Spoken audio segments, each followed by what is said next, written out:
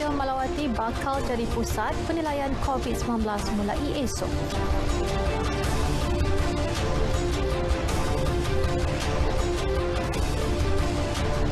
Pengusaha restoran di Melaka mahu operasi perniagaan dilanjutkan.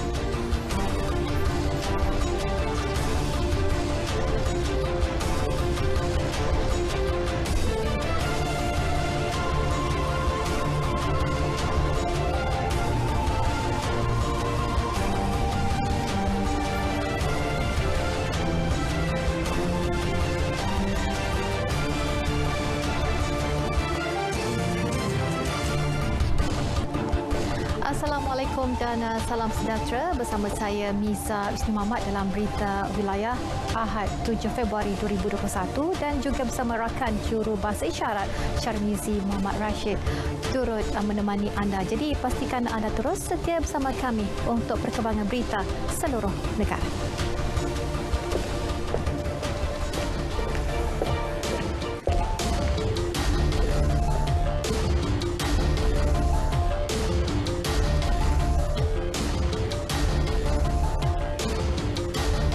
Lintas langsung negeri-negeri akan dimulakan dengan laporan dari Pahang bersama Fatin Nasuha Rashid, di mana antara fokus utama mengenai masalah hakisan pantai yang semakin serius.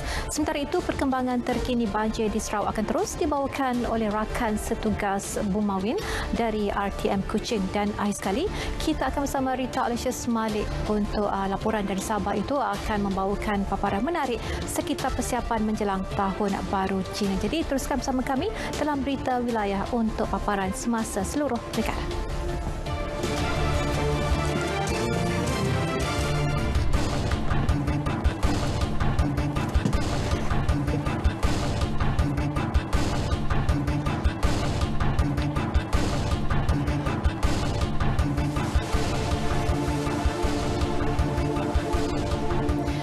Berkuasa menyita 3 kontena daging dipercayai diseludup dalam serbuan ke atas sebuah gudang sejuk beku di Puchong, Selangor 3 hari lalu. Dan menurut kenyataan Jabatan Perkhidmatan Kuarantin dan Pemeriksaan Malaysia Makis, serbuan pada 5 Februari itu dijalankan secara bersama polis dan pihak berkuasa lain. Menurut kenyataan Jabatan Perkhidmatan Kuarantin dan Pemeriksaan Malaysia Makis, serbuan pada 5 Februari itu dijalankan secara bersama polis dan pihak berkuasa lain. Hasil pemeriksaan dan maklumat awal yang dijalankan, sumber daging yang ditemukan itu bercampur aduk daripada rumah sembelih yang tidak diluluskan kerajaan. Siasatan dijalankan mengikut Seksyen 11 dan Seksyen 15 Akta Perkhidmatan Kuarantin dan Pemeriksaan Malaysia 2011. Perbuatan mengimport keluaran pertanian tanpa permit, lesen atau perakuan adalah satu kesalahan di bawah Seksyen 11-1 Akta Perkhidmatan Kuarantin dan Pemeriksaan Malaysia 2011. Jika sabit kesalahan, masing-masing boleh didenda tidak melebihi RM100,000 atau penjara tidak melebihi 6 tahun atau kedua-duanya menurut Seksyen 11-3 Akta sama. Stadium Malawati Shah Alam akan beroperasi sebagai pusat penilaian COVID-19 CAC bagi daerah Petaling mulai esok. Pengarah Kesihatan Selangor Datuk Dr. Syahri Gadiman berkata CAC itu akan menggantikan CAC Dewan Majlis Perbandaran Subang Jaya MPSJ di SS15. Dan langkah itu berikutan kapasitinya yang boleh menampung lebih ramai pesakit COVID-19. CAC di Dewan MPSJ hanya mempunyai kapasiti seramai 500 pesakit sehari berbanding CAC di Stadium Malawati yang boleh menampung sehingga 1,500 pesakit. Keputusan dibuat berikutan jumlah kes baharu di daerah Petaling yang meningkat. CAC itu akan beroperasi dari Isnin hingga Sabtu dan ditutup pada Ahad, dan ia akan memainkan peranan untuk menilai pesakit COVID-19 sebelum menempatkan mereka di hospital, pusat kuarantin dan rawatan COVID-19 PKRC di Serdang atau hanya diarah menjalani kuarantin di rumah. Walaupun kes harian COVID-19 masih tinggi, keprihatinan kerajaan membenarkan peniaga-peniaga pasar malam memulakan semula operasi dalam SOP yang ketat amat dihargai. Jadi wartawan kami Nurhila Razali meninjau sejauh mana peniaga mahupun pengunjung mengikuti SOP yang diperketatkan ini.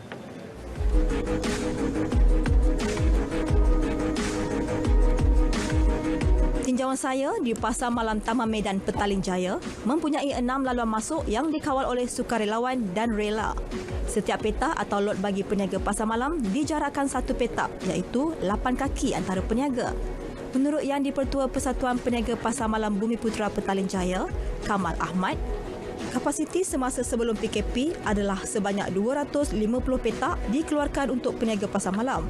Manakala semasa PKP tidak melebihi 100 petak untuk peniaga. Bagi peniaga, mereka bersyukur dan berterima kasih kepada kerajaan apabila pasar malam dibenarkan beroperasi semula. Alhamdulillah, sebab kerajaan prihatin dengan masalah rakyat. Sebab yalah, ini punca pendapatan saya dan tak ada lagi dah, ini saja. Saya rasa rakyat macam sudah terbiasa dengan norma baru. Seorang-seorang akan datang, seorang untuk membeli. So saya dah tak payah bernegur, memang diorang tahu dah.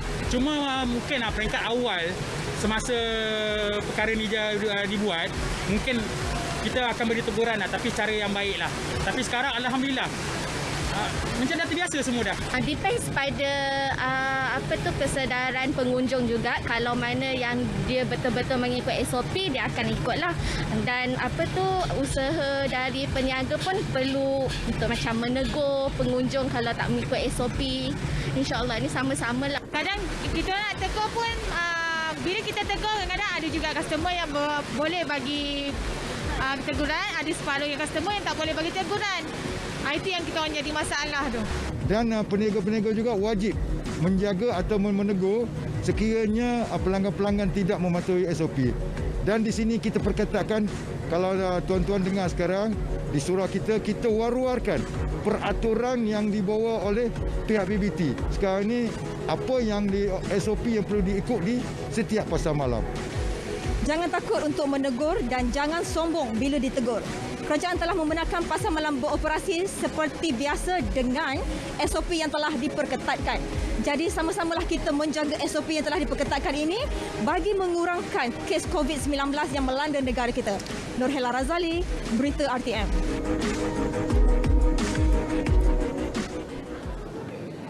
Pelanjana semula ekonomi negara bencana ternyata memberi manfaat kepada pelbagai lapisan masyarakat tanpa meminggirkan golongan orang kurang upaya OKU dan menerusi inisiatif program latihan dan promosi PLP diperkenal Yayasan Pembangunan Keluarga Darul Takzim YPKDT. Seramai 150 individu OKU berjaya mengikuti pelbagai kursus kemahiran ditawarkan. Wartawan Nur Aziz Adraman ada perinciannya. Ketua Unit Pembangunan OKU YPKDT Hairul Nizam Mahrub berkata, tahun lalu sahaja sebanyak RM100,000 telah diperuntukkan kepada golongan tersebut untuk bantuan peralatan. Manakala bagi tahun ini sebanyak 150 juta telah dibelanja bagi pembangunan kemahiran dan bantuan lain kepada golongan berkenaan. Untuk golongan OKU ini adalah supaya mereka ini boleh bersama-sama dengan masyarakat yang tidak OKU untuk membina ekonomi. Itu tujuan kita, untuk memberikan ekonomi kepada mereka, untuk mereka memantapkan ekonomi. Dan istilah kami ini di YPK ini, kita berikan pancing kepada mereka. Kita tidak memberikan ikan tetapi hanya memberikan pancing dan mereka akan berusaha. Dan golongan OKU ini kita lepas kita bagi barangan peralatan, kita akan pantau, kita akan membuat pemantauan, kita akan memberikan nasihat dan sebagainya untuk mereka terus boleh berdaya saing. Rata-rata peserta menzahirkan kegembiraan mereka kerana kemahiran dan bantuan yang diterima memberi sinar yang bermakna dalam melayari liku-liku kehidupan mereka. Saya ada belajar 3 jenis makanan, tapi yang saya betul-betul buat cookies sebab yang senang untuk orang dapat lah. Cookies ni saya tak ada alat, jadi YPK bantu daripada segi peralatan lah, elektronik punya peralatan. Alhamdulillah setakat ni kalau saya guna duit cookies tu cukuplah untuk perubatan saya sebulan. Perubatan saya pun tak adalah mahal sangat buat masa sekarang sebab luka saya pun dah nak baik. Kalau sebulan tu dalam 500 je lah untuk luka saya. Daripada income cookies tu saya buat beli ubat je lah. Sehari tu memang lepas lah untuk saya beli ubat.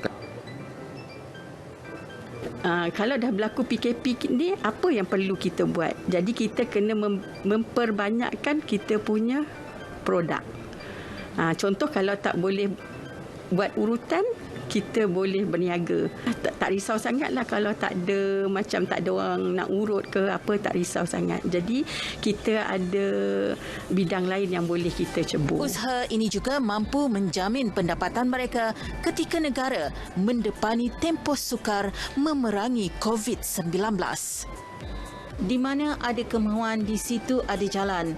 Perintah Kawalan Pergerakan bukanlah halangan bagi golongan OKU untuk terus menjana sumber pendapatan. Yang penting usaha tanpa kenal putus asa. Nur Azizah Rahman, Berita RTM.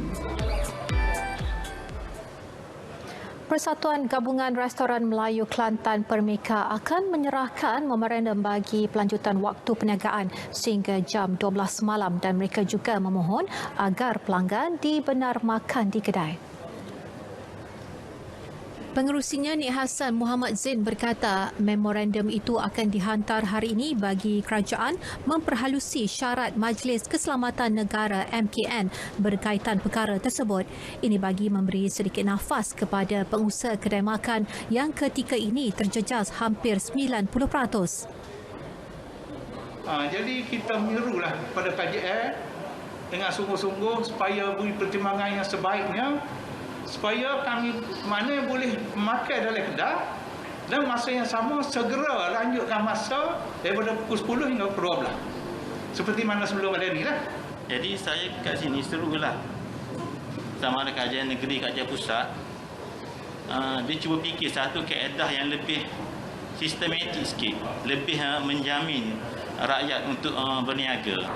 Bukan sahaja peniaga, keadaan ketika ini turut menjejas pekerja kedai makan yang terpaksa diberi cuti tanpa gaji. Jadi kena cari fikir benda lain lah untuk dapatkan lagi duit itu ke untuk nak tanggung itulah anak ke apa.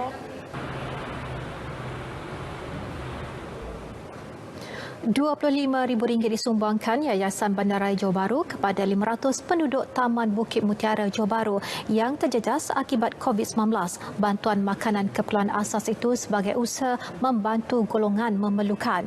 Pengurusinya Mazlan Bujang berkata pihaknya turut bercadang membuka bank makanan di Masjid Bukit Mutiara bagi memudahkan penduduk yang memerlukan mengambil bekalan makanan.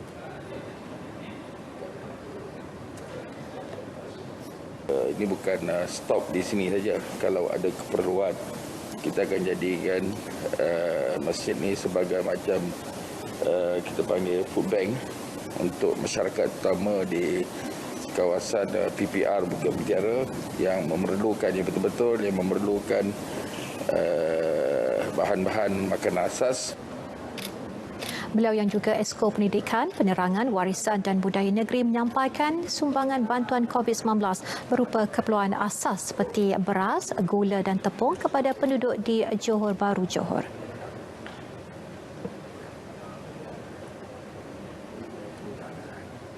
Baiklah saudara, sebelum memulakan lintas langsung negeri-negeri, kita dapatkan dahulu laporan cuaca semasa daripada Jabatan Meteorologi. Jadi kita terus saja bersama pegawainya Nazira Zamsudin. Silakan. Assalamualaikum dan salam sejahtera. Imej radar semasa menunjukkan hujan berserta ribut petir di 1-2 tempat kini tertumpu di daerah Batam Padang Negeri Perak, termasuk di kawasan pedalaman Negeri Selangor, wilayah Persekutuan Kuala Lumpur, daerah Seremban dan Rembau Negeri Sembilan. Keadaan ini diramalkan akan mula beransur reda pada awal malam nanti. Di Negeri Sabah, hujan di 1-2 tempat yang berlaku di bahagian pantai barat, Kudat, Sandakan dan Tawau kini telah pun beransur pulih. Di Negeri Sarawak pula, hujan berserta ribut petir kini berlaku di hampir kesemua bahagian di negeri berkenaan. Keadaan ini pula diramalkan akan berlanjutan sehingga ke malam nanti. Seterusnya, Met Malaysia telah pun mengemas kini amaran angin kencang dan laut bergelora kategori pertama di kawasan perairan yang bertanda kuning dan kategori kedua di kawasan perairan yang bertanda jingga. Amaran ini berkuat kuasa sehingga ke 10 Februari nanti. Keadaan angin kencang dan laut bergelora ini adalah berbahaya kepada bot-bot kecil termasuk aktiviti menangkap ikan dan perkhidmatan feri berikutan ketinggian ombak boleh mencecah sehingga 4.5 meter di kawasan perairan yang berkenaan. Sekian sahaja info cuaca pada petang ini. Saya Azira Samsudin. Assalamualaikum.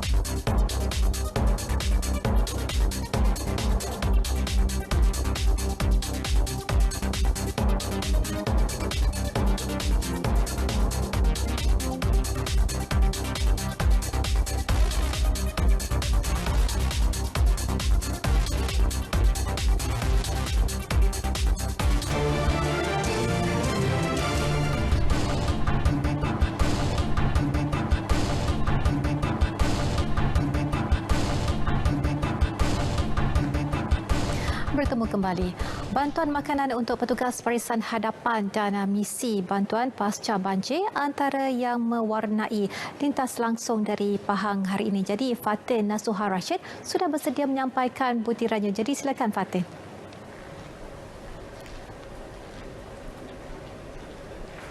Terima kasih. Kesepakatan rakyat dalam membendung pandemik COVID-19 melangkaui perbezaan kaum dan agama. Bagi petugas barisan hadapan yang bertugas di Kampung Kemansul, Bentong, Pahang, mereka merasa amat bertuah kerana penat lelah mereka dihargai dengan penyediaan bekalan makanan panas.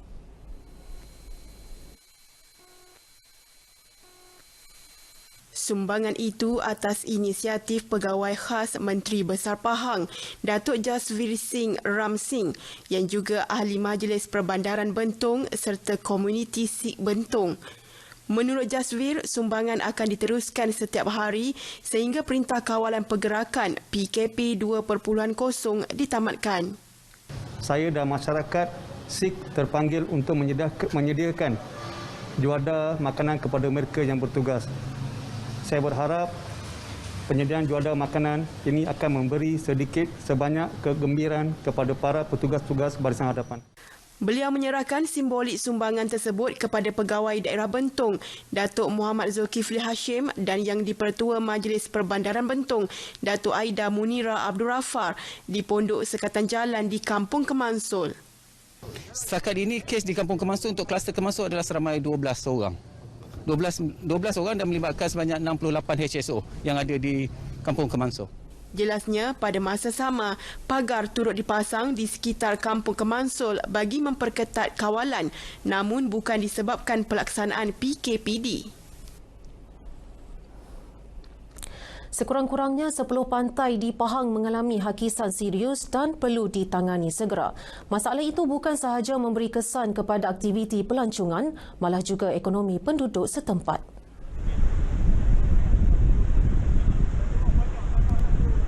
Menurut Pengerusi Jawatankuasa Pelancongan, Kebudayaan, Alam Sekitar, Peladangan dan Komoditi Negeri Pahang, Datuk Seri Muhammad Syakar Syamsuddin, sepanjang 63 km pantai di Pahang mengalami hakisan pada kadar antara 1 hingga 4 meter. Manakala 2.7 km lagi mengalami hakisan kritikal. Antara pantai-pantai yang terlibat adalah Pantai Cerating, Balok, Teluk Cempedak, Kempadang, Kampung Sepat Ceruk Paluh, Tanjung Batu, Kuala Rompin, Tanjung Gemuk dan Kampung Mukut. Begitu serius Dan kita sekarang ni dia ada beberapa kaedah ya yang perlu kita buat. Di antaranya adalah untuk kita membuat rock revetment, iaitu untuk kita meletakkan batu-batu di kawasan ini supaya bila ombak datang dia tidak akan menghakiskan tanah pasir yang ada. Tetapi pantai original tu tak ada lagi dah. Dia akan dapat batu-batu. Tapi ini kita kena buat kerana apa? Kerana memandangkan bahawa kawasan ini adalah kawasan penempatan. Terdapat ini kawasan bot nelayan yang tempat mereka mengumpul ikan dan juga tempat repair dan untuk mereka membaiki bot dan juga tempat kediaman. Kajian mengenai usaha terbaik untuk menyelesaikan masalah ini sedang dilakukan JPS. Tambahnya, kos untuk kerja-kerja penimbunan batu-batu tersebut dianggar kira-kira 10 juta ringgit bagi setiap 1 kilometer pantai. Tegasnya, walaupun kejadian hakisan merupakan proses alam semula jadi, namun ia perlu ditangani segera.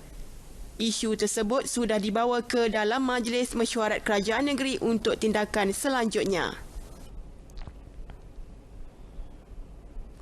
Suruhanjaya Koperasi Malaysia AKM dengan kerjasama 20 koperasi dan syarikat swasta menyumbang RM150,000 menerusi misi bantuan pasca banjir Pantai Timur 2021. Bantuan berupa barangan elektrik serta keperluan dapur kepada penduduk terjejas banjir di Pahang. Program Tanggungjawab Sosial Korporat CSR gabungan koperasi menyumbang lebih 20 jenis barangan bagi membantu penduduk terjejas banjir memulakan kehidupan baharu dalam fasa pasca banjir ini. Menurut pengerusi Jawatankuasa CSR, Gerakan Koperasi Misi Banjir Pantai Timur 2021, Zaharuddin Alias, CSR itu dibuat selaras dengan prinsip ke-7 koperasi iaitu mengambil berat terhadap masyarakat. Dalam masa 2 minggu kami telah berjaya mengumpulkan nilai barangan berjumlah lebih daripada RM150,000. Antara barangan yang kami fokuskan pada kali ini adalah barangan-barangan peralatan dapur seperti rice cooker, dapur masak, tilam, selimut, barangan-barangan seperti blender dan semua ini kami tahu keperluannya sangat-sangat diperlukan oleh masa-masa banjir. Antara koperasi yang menyumbang adalah Angkatan Koperasi Kebangsaan Malaysia Berhad Angkasa, Koperasi Wawasan Malaysia Berhad Kowamas, Koperasi Pelaburan Kaki Tangan Bank Muamalat Malaysia Berhad Koputra dan Koperasi Kaki Tangan Petronas Berhad Kopetro. Sumbangan itu kemudiannya disampaikan kepada Ketua Pegawai Khas kepada Menteri Besar Hamizi Yaakob mewakili Kerajaan Negeri Pahang di Depoh Simpanan Keperluan Bencana Kompleks Penyayang Jabatan Kebajikan Masyarakat JKM Kuantan. Agihan diselaraskan Jabatan Kebajikan Masyarakat serta Pusat Kawalan Operasi Banjir PKOB. Agihan ini kita akan serahkan kepada JKM untuk membuat pengagihan kerana mereka lebih tahu keperluan kepada setiap daerah lah.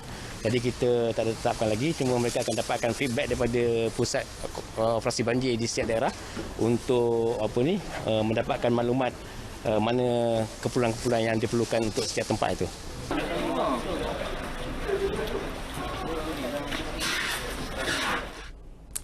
Sekian laporan dari Pahang, kembali bersama rakan tugas di Angkasa Puri. Silakan.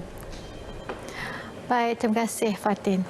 Penggunaan penuh kuasa tentera bagi mengekang pencerobohan di sempadan suatu tindakan wajar bagi menghentikan penularan jangkitan COVID-19. Jadi itu antara laporan yang dibawa dari RTM Kuching. Jadi kita terus saja bersama Bu Mawen untuk butirannya. Silakan. Miza, terima kasih. Salam sejahtera dan salam hormat. Baik, kita mulakan dengan perkembangan banjir di Sarawak setakat pukul 4 petang tadi. Bilangan penduduk terjejas banjir menurun kepada 823 berbanding 12 tengah hari tadi dengan 9 pusat pemindahan sementara PPS masih beroperasi. Laporan Jawatankuasa Pengurusan Bencana Negeri JPBN Sarawak turut memaklumkan bagi daerah Simunjan terdapat 4 PPS yang menempatkan 175 penduduk daripada 65 buah keluarga. Manakala di daerah Serian terdapat 648 penduduk terjejas daripada 209 keluarga ditempatkan di 5 PPS. Di Serian, PPS Dewan SK Tebakang Serian, PPS SK St. Patrick, PPS Balai Raya Babuk Bandaran Chan dan PPS Dewan Buk Janjun telah ditutup. Baik, sementara itu, sistem peparitan khususnya di kawasan Kampung Bangka Semong, Kota Samarahan perlu diselenggara bagi mengelak berlakunya banjir berulang di kawasan tersebut yang menyebabkan beberapa kediaman penduduk dinaiki air ekoran berlakunya hujan lebat dan air pasang besar. Bagi salah seorang penduduk yang terjejas banjir, Fadilah Hussein memberitahu kediamannya telah dilanda banjir sebanyak 3 kali sejak gelombang pertama berlaku Januari lalu. Namun gelombang ketiga ini dianggap sebagai paling teruk bukan sahaja disebabkan oleh hujan tanpa henti, namun tiada pengaliran yang sempurna dari parit berdekatan rumah. Keadaan banjir kali itu untuk yang kali ketiga tu yang paling teruk lah. Sebab yang first kita orang dah berpindah pada bulan 1 itu di pusat pemindahan Dewan Kampung Bangka Semong. Yang si bapa teruk gila lah. Si bapa ya. Tapi yang kali ketiga tu yang paling teruk. Yang kali keduanya si hanya ada naik air tapi si bapa tinggi gila. Si sampai tahap terpaksa berpindah ke Dewan PPS lah. Jelasnya lagi, keadaan ini menyebabkan beliau dan keluarga terpaksa berpindah ke pusat pemindahan sementara PPS Bangka Semong bermula 4 Februari lalu. PPS Dewan Kampung Bangka Semong telah ditutup pukul 9.30 pagi tadi. Ekoran keadaan banjir di kawasan tersebut telah beransur pulih dan selamat untuk didiami. Menurut Sukarelawan Angkatan Pertahanan Awam APM, Prebet PAA Muhammad Hazim Sadia yang ditemui RTM berkata, PPS Dewan Kampung Bangka Semong menempatkan seramai 15 orang daripada 5 keluarga terjejas banjir sejak 4 Februari lalu. Sepanjang mangsa-mangsa ditempatkan di PPS Kampung Bangka Semong, semua mengikuti SOP dengan lancar lah, seperti memakai topeng muka, menulis suhu setiap kali keluar masuk dewan ini, penjarakan kemah dan penjarakan sosial lah. Jelasnya semua penduduk terjejas sepanjang tempoh ditempatkan di PPS tersebut mengikut SOP yang telah ditetapkan oleh pihak berkuasa. Penduduk di sempadan Malaysia Indonesia Serikin Bau menyifatkan keputusan tegas Perdana Menteri Tan Sri Muhyiddin Yassin yang memberikan kuasa kepada pihak tentera untuk menahan individu yang tidak mematuhi prosedur operasi standard SOP COVID-19 merupakan tindakan tepat.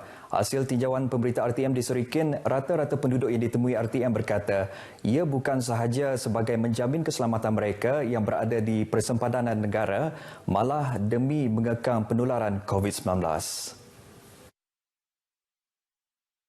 Dekat ini untuk pemantauan dan itu biasalah, itu memang okey, tiada masalah. Kalau yang tidak ikut SOP itu, kalau pihak berkuasa ambil tindakan itu memang itu patutlah. Kadang-kadang 2-3 hari pergi 1 jam 2 jam ada juga pergi macam tu. Kawalan masih di sempadan kawalan itu ATM tentera Malaysia. Bila dia orang tak patuh SOP, saya mesti bagi tahu polis kah rela di sini, sekitar sini juga boleh saya bagi tahu. Sebab itu sudah termasuk tidak ikut aturan lah. Khamis lepas, Tan Sri Muhyiddin Yassin dalam perutusan khasnya memberitahu beliau mengeluarkan arahan di bawah Ordinan Darurat Kuasa-Kuasa Perlu 2021 untuk menurunkan kuasa polis kepada Angkatan Tentera Malaysia bagi membuat penangkapan, pemeriksaan dan rampasan semasa membantu agensi-agensi lain melakukan tugas pencegahan pendatang tanpa izin dan operasi pencegahan COVID-19. Seramai 120 penduduk dari daerah kecil Lingga telah menerima bayaran tunai fasa akhir Bantuan Prihatin Nasional 2.0. Penerima tersebut adalah isi rumah dan individu yang tidak mempunyai akaun bank yang tinggal di pedalaman sekitar daerah kecil Lingga. Program tersebut melibatkan kerjasama Pejabat Daerah Seri Aman, Perbendaharaan Malaysia Sarawak, Bank Negara Malaysia, Lembaga Hasil Dalam Negeri dan Bank Simpanan Nasional. Turut memberikan kerjasama termasuklah pasukan keselamatan dan pihak penguatkuasa seperti polis, rela dan Angkatan Pertahanan Awam dalam membantu penerima mematuhi prosedur operasi standard yang ditetapkan. Sebelum mereka masuk, dia akan diperiksa, adakah namanya ada. Jika namanya sedar, dia akan disuruh balik je lah. Jadi mana yang ada nama, dia akan diambil suhu. Jika lebih daripada 37.5, dia akan disuruh di tempat isolasi dulu untuk memastikan ya. Dia akan diperiksa sebanyak 3 kali, lebih 3 kali masih lagi suhunya tinggi, dia akan disuruh balik je lah. Penerima BPN pula berharap kerajaan dapat meneruskan bantuan tersebut dalam meringankan beban terutama dalam keadaan ekonomi yang amat mencabar ketika ini. Memang mengurangkan beban. Saya juga bersalah, tahulah sebagai seorang peserta pembelajar memang tidak cukup film, keluarga besar, anak ke sekolah. Saya baguslah. Kena bantuan di macam ni. Pakai apa ini bantuan? Saya beli barang rumah lah. Bagus diteruskanlah. Sebabnya boleh tolong banyak orang lah. Sementara itu, penerima tunai BPN 2.0 fasa akhir bagi kawasan Bukit Begunan dan Simanggang, bayaran akan dibuat pada tarikh yang akan dimaklumkan kelak.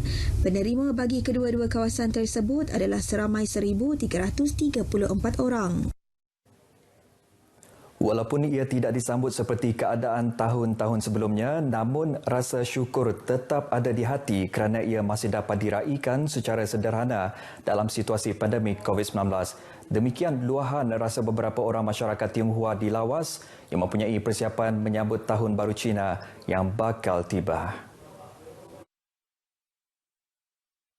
Hasil tinjauan pemberita mendapati meskipun sambutan Tahun Baharu Cina kali ini dalam norma baharu, namun kegembiraan menyambutnya bersama keluarga tetap dirasai. Saya berasa gembira dalam family punya gathering saja, but we cannot semua orang ramai-ramai mari, tapi harap-harap next year akan lebih baik lagi.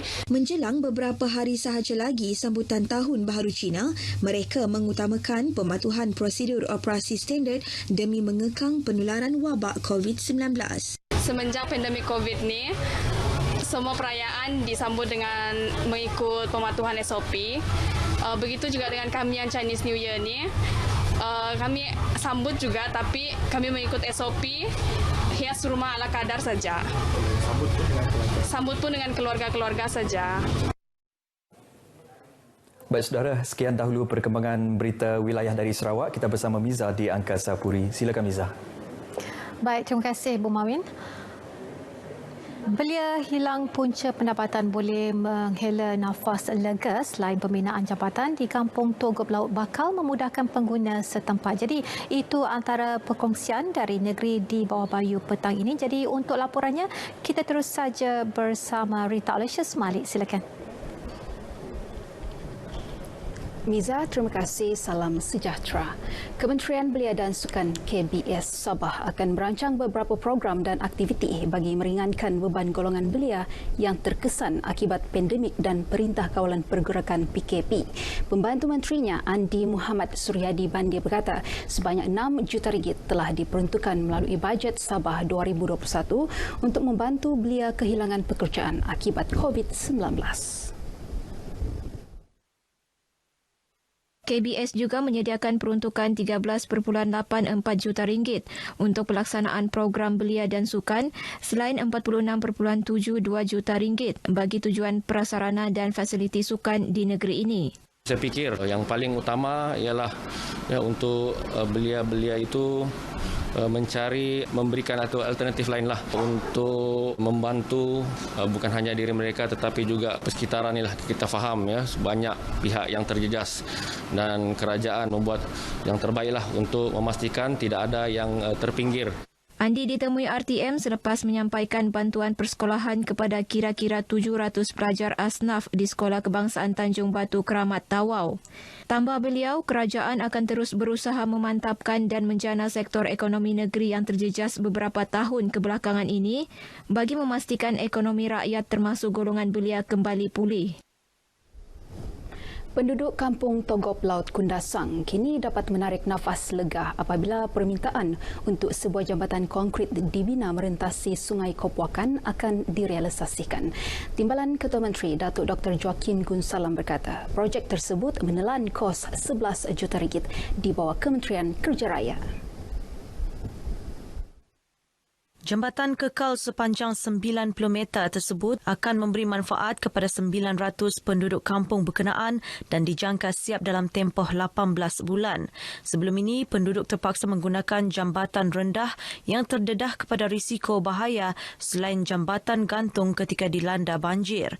Datuk Dr. Joaquim yang juga ahli Dewan Undangan Negeri Kundasang memberitahu jambatan tersebut akan menghubungkan penduduk kampung Togop Laut dan Togop Darat.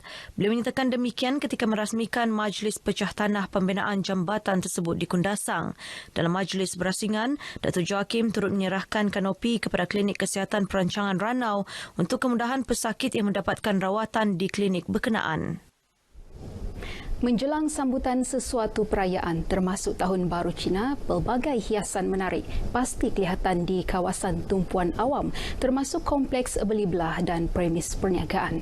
Kebiasaannya dekorasi seperti tanglung, pokok limau dan hiasan warna-warni dipamerkan. Bagaimanapun sejak pandemik melanda, suasana seumpama makin sukar dirasai berikutan kekangan dalam aktiviti masyarakat bagi membendung penularan. Tinjauan sekitar Kota Kinabalu mendapati ia tidak semeriah seperti sebelumnya dan kebanyakan premis perniagaan hanya menghias secara sederhana, malah ada juga tidak menaikkan sebarang hiasan. Kekurangan pelanggan ketika Perintah Kawalan Pergerakan PKP antara faktor pemilik premis tidak melakukan dekorasi menarik. Semua orang di rumah kan, orang di rumah dan pemilik premis pun derang pun macam yang tidak payahlah mau hias begitu kan mungkin sebab sekarang kita punya keadaan begini, ekonomi begini, ada orang jalan-jalan. Jadi itulah mungkin salah satu sebab dia kenapa mereka tidak hias lah. Kerana tahun ini kan kita dalam masa PKP so jarang ada orang mengunjungi di kedai-kedai loh. So kita pun tiada pergi ambil masa pergi menghias itu kedai. Kerana kalau menghias cantik-cantik pun tiada orang pergi datang ambil gambar macam tu. Ini tahun memang sangat sedihlah sebab kan tidak dapat merayakan lagi pun tidak boleh ke sana ke sini ya. So decoration pun sekarang memang kurang lah. Kedua kurang juga pelanggan kan yang keluar masuk sebab tidak dibenarkan kan dan dihaskan untuk satu orang hingga 2 orang sahaja. Pandemik COVID-19 telah mengubah kebiasaan kehidupan masyarakat seluruh dunia. Kini perayaan diraikan secara sederhana bersama keluarga di rumah, malah budaya kunjung-mengunjung kini berubah kepada platform lain seperti panggilan video bagi berkongsi kemeriahan. Perlu diingat, objektif utama adalah untuk memastikan perang menentang pandemik berakhir secepat mungkin dan ia mampu dicapai dengan kerjasama setiap lapisan rakyat. Sementara itu turut terjejas ketika sambutan Tahun Baru Cina kali ini ialah permintaan buah limau Mandarin. Ia jauh menurun berbanding sebelumnya kerana masyarakat hanya meraikan secara sederhana. Peniaga yang ditemui di pusat bandaraya Kota Kinabalu memberitahu bekalan buah limau yang dijual dikurangkan sehingga 30% memandangkan kebanyakan pelanggan hanya membeli untuk keperluan ahli keluarga sahaja. Memang jauh biasalah, sebelum ni memang banyak customer. Sekarang sudah ketahulah kan banyak orang takut keluar. Memang stok pun kurang lah, kami kena kasih kurang. Sekarang memang hampir separuh lah dari tahun lalu, order dia sedikit je. Bila kurang baru kami tambah lah. Dalam pada itu, orang ramai turut mengakui lebih memilih untuk berjimat cermat bagi perayaan kali ini. 現在即係講而家時勢又有病毒啊，又冇工做啦，好多都係咩啦係。即係又唔可以充電器啦，所以講賣少咗啦，屋企可以壓沙有食，又年初一着件新衫就得噶啦。 For me, kalau kita ramai-ramai di rumah pun boleh ambil macam as a gift to your neighbor, to your friend nearby. So for me, I still buy as usual and I give to the neighbors, to the friend where I cannot meet them. Just send to the house. Jawatan Kuasa Masjid dan Surau perlu kreatif dalam menganjurkan aktiviti terutama dalam tempoh PKP dikuatkuasakan. Adun dilantik Dr. Ali Akbar Gulasan berkata, ia termasuk pendekatan secara dalam talian yang dilihat dapat menyemarakkan dan menyuburkan dakwah dan pendidikan agama secara berterusan. Walaupun tempoh masa PKP, masjid boleh juga ataupun jawatankuasa boleh mengambil inisiatif berterusan, khususnya misalnya pendidikan agama secara online. Jangan dihentikan aktiviti semata-mata kita mematuhi SOP. Dr. Ali Akbar ditemui pemberita RTM dalam program penyerahan barangan pembinaan Surau Kampung Bandukan Baru Bingkor. Mengulas program berkenaan, beliau berkata, surau tersebut antara surau perintis untuk menggalakkan masyarakat Islam untuk lebih kerap ke rumah ibadat. Katanya program seumpama akan diperluas secara berperingkat di seluruh Sabah. Dalam program ini turut disampaikan bantuan bakul makanan harian kepada 15 mualaf dan peralatan sekolah bagi pelaksanaan pengajaran dan pembelajaran di rumah PDPR kepada 5 murid sekolah rendah. Baik saudara, laporan tadi mengakhiri bahan berita dari Sabah petang ini. Kekal di rumah, patuhi arahan pihak berkuasa. Kembali bersama Miza, silakan. Baik, terima kasih Rita Aloysius. Baiklah saudara, kita berehat seketika dan kembali sejurus selepas itu.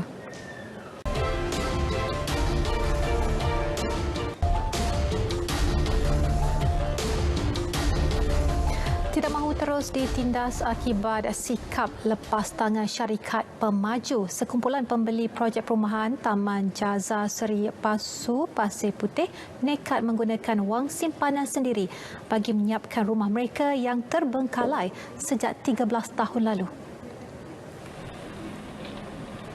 Rata-rata pemilik rumah terdiri daripada pesara tentera mendakwa terpaksa berhabisan puluhan ribu ringgit untuk berbuat demikian.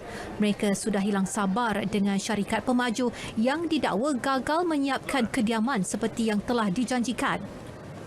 Saya telah duduk rumah ini tapi saya menghabiskan modal sendiri. Saya habis dalam 50k lebih. Daripada mula buat hingga sampai siap. 50 lebih. Itu pun ada lagi yang belum siap. Saya ambil inisiatif sendiri, buat sendiri rumah ni sebab nak tunggu, memang pemaju tak akan buat dah. Pemaju sekarang ni, dia dah makan duit, dia pun dah lari. Saya tak boleh nak buat apa dah sekarang ni. Sementara itu, Pengerusi Persatuan Taman Perumahan berkenaan Muhammad Salahuddin Muhammad merayu pihak berkaitan mengambil maklum perkara itu kerana ia melibatkan kebajikan sebahagian pesara kerajaan. Pasal pembeli ni ramai yang dah bersara, makin tahun makin hari makin ramai, jadi pesara ni tak ada rumah nak duduk. Jadinya minta tolong pihak yang berwajib lah. Kementerian Perumahan ambil bagi tekanan sikit masalah rumah terbengkalai ni. Kami perlukan rumah. Patching, potong setiap bulan. Jadi kami yang buat sendiri ni, yang boleh buat sendiri ni boleh buat lah, tapi masalah kepada yang rumah tak naik langsung ni. Nak buat sendiri macam mana? Dianggarkan lebih 300 unit rumah teres dan banglo dibina di sekitar kawasan berkenaan yang sepatutnya boleh mula didiami pemilik pada 2008. Pada terlibat aktiviti lumba haram, 7 samsing jalanan dicekup di Lebuh Raya Senadi Saru Johor Bahru malam tadi dan kesemua yang ditahan berusia 17 hingga 23 tahun. Menurut Ketua Jabatan Siasatan dan Penguatkuasaan Trafik, Ibu Pejabat Polis Kontijen Johor, Superintendent M. Kumarasan, mereka ditahan atas kesalahan berlumba dan melakukan aksi bahaya di jalanan yang boleh mengundang bahaya kepada diri sendiri dan pengguna lain. Malah mereka memberi alasan mahu melepaskan gian ketika Perintah Kawalan Pergerakan PKP. Susulan itu 7 buah motosikal pelbagai jenama disita. Kes disiasat mengikut Seksyen 42-1 Akta Pengangkutan Jalan 1987 selain perkara 16-1 Peraturan-Peraturan Pencegahan dan Pengawalan Penyakit Berjangkit 2021 kerana melanggar SOP ditetapkan. Pengecualian terhadap pembekuan pengambilan pekerja asing bagi sektor peladangan dan komoditi akan dikaji dan ia berdasarkan keberkesanan kerajaan mengawal pandemik COVID-19. Menteri Perusahaan Peladangan dan Komoditi Datuk Dr. Muhammad Khairuddin Aman Razali berkata antara faktor yang diambil kira termasuk kemampuan pengusaha menyediakan penginapan yang mematuhi prosedur operasi standard SOP sepanjang penularan wabak itu. Dasar kerajaan ketika ini adalah membekukan pengambilan kerja asing bagi mengutamakan kesejahteraan rakyat tempatan. Dan kita sendiri menggerakkan kempen untuk semua peringkat di sektor sawit, sektor perkayuan, sektor getah untuk melakukan SOP yang ketat untuk memastikan tiada perbakan. Kalau itu berjaya kita laksanakan, mungkin akan datang kerajaan boleh pertimbangkan pengecualian. Sebelum ini, permohonan mengenainya diterima daripada sektor terbabit untuk mengecualikan dasar pembekuan pengambilan pekerja asing yang dilaksanakan kerajaan.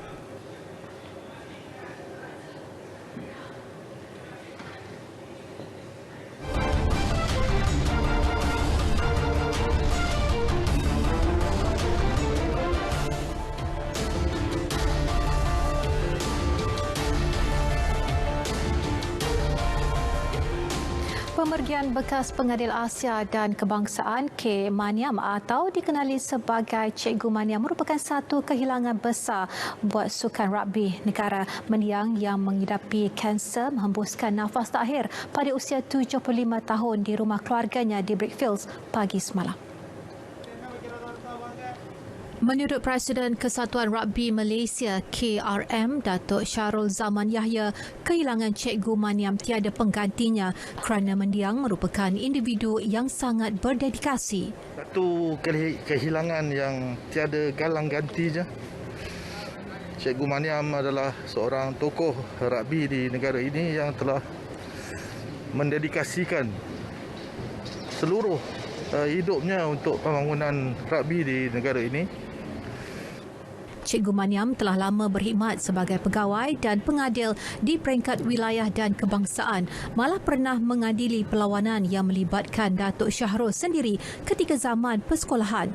Sehubungan dengan itu, sebagai menghargai jasa dan pengorbanan Cikgu Maniam dalam membangunkan arena sukan rugby di Malaysia, sebuah akademi akan ditubuhkan. Saya bagi pihak Kesatuan Rugby Malaysia pada hari ini ingin mengumumkan penubuhan sebuah akademi yang akan dipanggil Akademi Cikgu Maniam ACM yang akan memfokuskan kepada usaha-usaha pembangunan pegawai-pegawai perlawanan ataupun kepengadilan sesuai dengan apa yang telah diperjuangkan selama ini. Penubuhan akademi tersebut akan diperhalusi oleh pihak KRM. Datuk Syahrul ditemui selepas memberi penghormatan terakhir di kediaman keluarga Cikgu Maniam di Brickfields hari ini.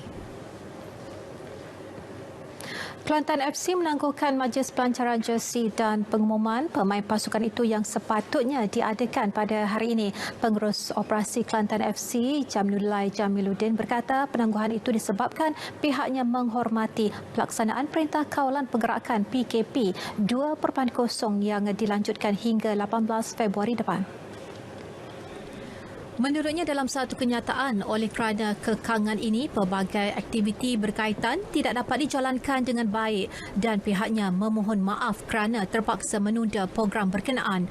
Tarikh baharu Majlis Pelancaran Jersey dan pengumuman pemain pasukan akan ditetapkan bergantung kepada kawalan pergerakan yang diumumkan kerajaan nanti.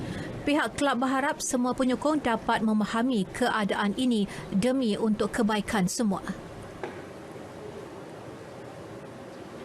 Pelupusan teks atau bahan Al-Quran yang rosak perlu dilaksanakan mengikut syarak dan ia bagi memastikan penghormatan terhadap Al-Quran dapat diteruskan walau menjadi abu. Dan RTM sebelum ini sudah beberapa kali mengetengahkan kaedah pelupusan Al-Quran secara tertib melalui laporan wartawan-wartawan kami dari pelbagai negeri. Jadi hari ini kita melihat pula kaedah pelupusan Al-Quran yang dilakukan Jabatan Agama Islam Pahang Jaib. Jadi kita ikuti laporan yang telah disediakan Atira Haswah. Pastinya ada di luar sana yang mempunyai naskah atau cebisan helaian Al-Quran yang telah pun rosak dan terjejas. Hendak dibuang timbul rasa bersalah, hendak dibiarkan juga bimbang menjadi bahan mainan. Jadi ikuti laporan yang saya sediakan bagi mengetahui kaedah-kaedah bagi pelupusan Al-Quran yang boleh anda lakukan di rumah masing-masing tanpa rasa was-was. Al-Quran merupakan kitab suci umat Islam yang wajib dihormati sama ada ketika masih berkeadaan baharu atau tidak lagi digunakan. Mengikuti program pengumpulan dan pelupusan Al-Quran di Pusat Pemuliaan Teks Al-Quran dekat Termin Kraf Jerantut memberi pendedahan dalam melaksanakan kaedah pelupusan secara pembakaran tertutup bagi mengelakkan abu bahan bertebaran. Menurut Ketua Pengarah Bahagian Penyelidikan Jabatan Agama Islam Pahang Jaib, Nur Rizwan Abdul Manan, kaedah pembakaran dan menanam abu Al-Quran lebih mudah dilaksanakan.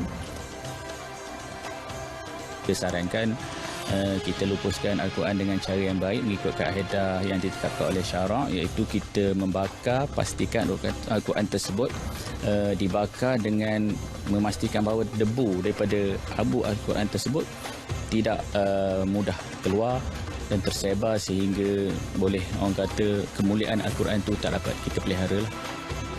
Beliau menambah, pelaksanaan secara persendirian juga membantu mengurangkan kos pelupusan yang boleh mencecah kira-kira RM6,000 bagi setiap satu tan sekiranya dikumpul pihak berwajib. Namun menurutnya, tindakan menyimpan Al-Quran lama atau helaian terkoyak dibolehkan selagi proses pemeliharaannya terjaga. Nur Rizwan turut memberi saranan kepada penduduk di kawasan yang sering banjir agar menyimpan kitab suci ini di tempat tinggi. Okey, negeri Pahang ni adalah negeri yang sering kali dalam banjir. Jadi saya menasihatkan masyarakat Islam khususnya mungkin mengambil langkah awal bersedia dengan mungkin ramalan-ramalan berlakunya banjir pada masa yang akan datang, khususnya melibatkan penjagaan dan pembelian Al-Quran, mungkin mengambil langkah inisiatif untuk meletakkan Al-Quran di tempat yang lebih selamatlah sebelum banjir berlaku. Tindakan itu perlu ekoran peningkatan penerimaan Al-Quran yang rosak untuk dilupuskan selepas banjir. Setakat ini, Pahang merekodkan pengumpulan kitab suci Al-Quran rosak tertinggi pada tahun 2014 dengan seberat 12 tan ekoran bencana berkenaan. Laporan Atira Haswah, Berita RTM. Baiklah saudara, paparan itu mengakhiri berita wilayah Ahad 7 Februari 2021. Jadi ingat keluar rumah hanya jika perlu dan amalkan kawalan Kendiri dan sentiasa mengimbas kod My Sejahtera. Dengan itu, Assalamualaikum dan salam hormat.